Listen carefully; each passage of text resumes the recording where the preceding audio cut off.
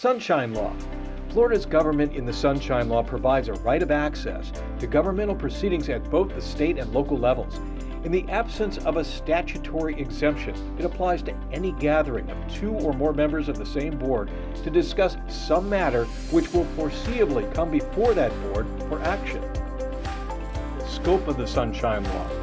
Board members may not engage in private discussions with each other about board business, either in person or by telephone, emailing, texting, or any other type of electronic communication, such as Facebook or blogging.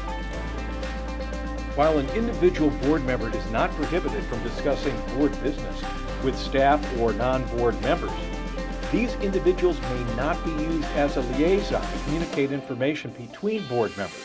For example, a board member cannot ask staff to poll other board members to determine their views on a board issue.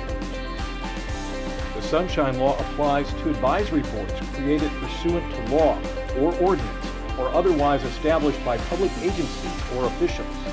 Staff meetings are not normally subject to the Sunshine Law.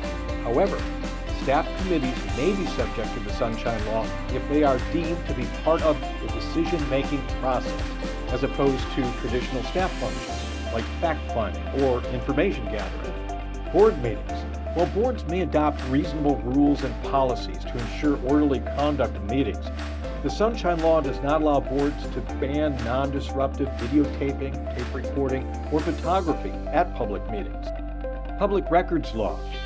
Florida's Public Records Act, Chapter 119, Florida Statutes, provides a right of access to records of state and local governments as well as private entities acting on their behalf. If materials fall within the definition of a public record, it must be disclosed to the public unless there is a statutory exemption. The term public records means all documents, paper, letters, maps, books, tapes, photographs, films, sound recordings, data processing software, or other material, regardless of the physical form, characteristics, or means of transmission. Now, this includes electronic communications like text messaging and emails, made or received pursuant to law or ordinance, or in connection with the transaction of official business by an agency, including a private entity action on behalf of a public agency, which are used to perpetuate, communicate, or formalize knowledge.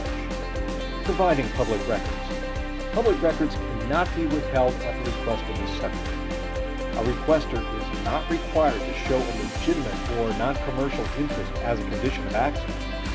A request cannot be denied because it's overbroad.